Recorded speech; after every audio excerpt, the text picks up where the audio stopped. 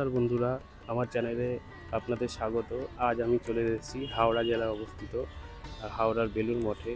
তো আপনারা কিভাবে এই বেলুড় মঠে আসবেন, কিভাবে ভোগ প্রসাদ পাবেন, এই সমস্ত তথ্য আমি এই ভিডিওর মাধ্যমে তুলে ধরার চেষ্টা করব। তো ভিডিওটি স্কিপ না করে পুরোটা দেখার অনুরোধ রইল। তো চলুন ভিডিওটি শুরু করা যাক। আমি এখন দাঁড়িয়ে আছি বেলুড় মঠের গেটের সামনে। তো চলুন এগিয়ে যাওয়া যাক। মঠে যাওয়ার রাস্তার বাঁ হাতেই পড়বে রামকৃষ্ণ মিশন সারদা পীঠ। এখানে একটি মা সারদার মন্দির রয়েছে, দেখতে পাচ্ছেন আপনারা।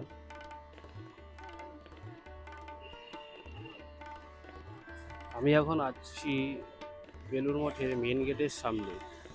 এখান থেকে আপনাদের মঠের দিকে ঢুকতে হবে।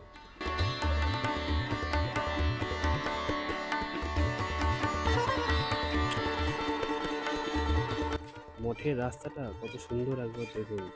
এই বাঁ হাতে রয়েছে অভেদানন্দ কনভেন্ট সেন্টার, আর এদিকে সোজা গেলে মঠের মূল মন্দিরের দিকে যেতে হবে। এখন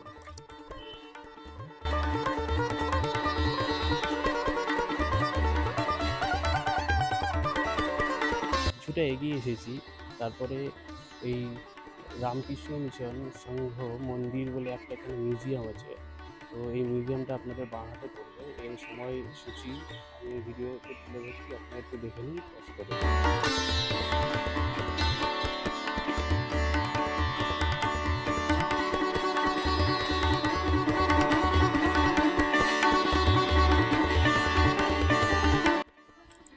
তো এইখানে একটি বইয়ের দোকান রয়েছে, রামকৃষ্ণ মিশন এর রামকৃষ্ণ বিবেকানন্দ বেদান্ত সাহিত্য। আপনারা চাইলে এখান থেকে বই নিতে পারেন।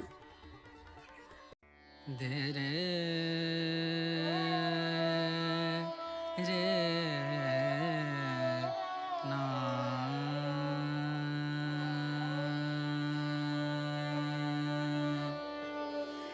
রে না আ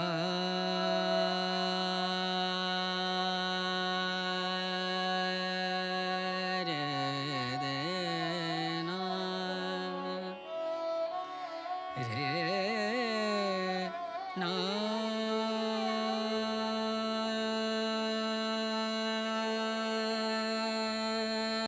বন্ধুরা, ইনি হচ্ছেন রামকৃষ্ণ ঠাকুরের মানসপুত্র আর বেলুড় মঠের প্রথম প্রেসিডেন্ট স্বামী ব্রহ্মানন্দ। ওনার এখানে একটি মন্দির রয়েছে, আর ঠিক তার পাশে মা সারদামণির মন্দির রয়েছে ওই দিকটায়।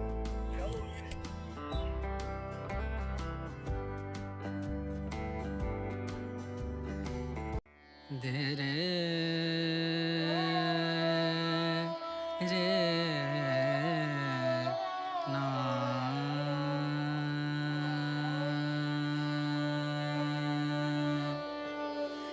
রে না। বন্ধুরা, এইটি হচ্ছে স্বামী বিবেকানন্দের মন্দির। আর এই জায়গাতেই স্বামীজি যখন দেহত্যাগ করেছিলেন তার দেহটিকে এইখানেই দাহ করা হয়েছিল। আর এই জায়গাটাতেই একটি মন্দির নির্মাণ করা হয়েছে।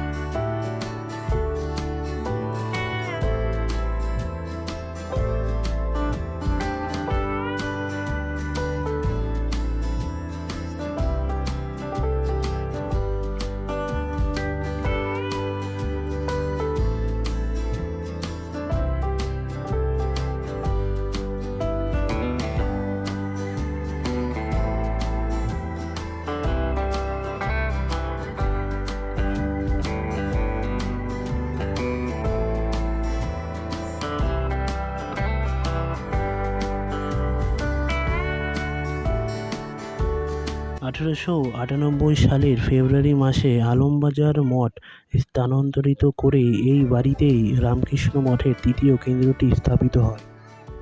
মা সারদা দেবী এই বাড়িতে বহুবার অবস্থান করেছিলেন এবং শ্রী মায়ের পঞ্চদফা ব্রত অনুষ্ঠান এখানেই সম্পন্ন হয়। এটি পুরাতন মঠ নামেও পরিচিত।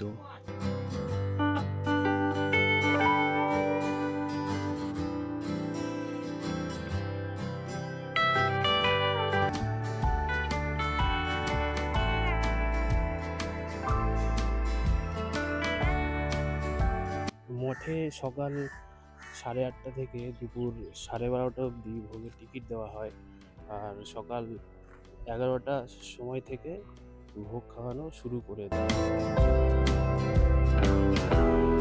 তো আমি এখন ভোগের টিকিট কেটে নিয়েছি। ভোগ খাওয়ানো শুরু করবে ঠিক সকাল 11টা থেকে, আর আমি এই যে টিকিট কেটে নিয়েছি। প্রসাদ ভবনে যাওয়ার আগে আপনাদের জুতো পরে নিতে হবে। প্রসাদ পাওয়ার পর মঠে প্রবেশ হয় না। পুনরায় বিকেল 4টেয় মঠ খোলে।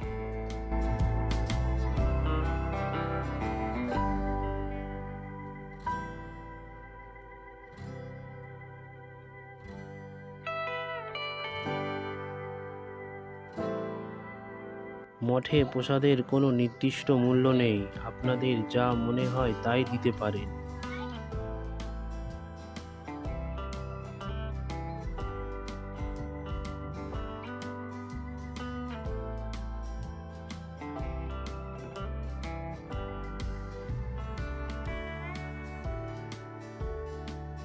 আপনারা যদি লঞ্চে করে বেলুড় মঠে আসেন তাহলে এই যে দেখছেন এইটা, এখান থেকে সোজা গিয়ে একটু আগে গিয়ে ডান দিকে মুড়ে গেছে, ওই দিকে সোজা গেলেই বেলুড় মঠের দিকে চলে যাচ্ছে রাস্তাটা। এই যে দেখতে পাচ্ছেন এই রাস্তাটা হচ্ছে লঞ্চঘাটের রাস্তা। এখান থেকে এসে আপনারা এই দিকে চলে যাবেন। এই যে লেখা আছে বেলুড় মঠ যাইবার রাস্তা, এই দিকটা সোজা গেলেই আপনারা বেলুড় মঠের দিকে চলে যেতে পারবেন। আপনারা যদি হাওড়া থেকে বাসে করে আসতে চান তাহলে 56 নম্বর বাস ধরে আপনারা বেলুড় মঠ চলে আসতে পারেন।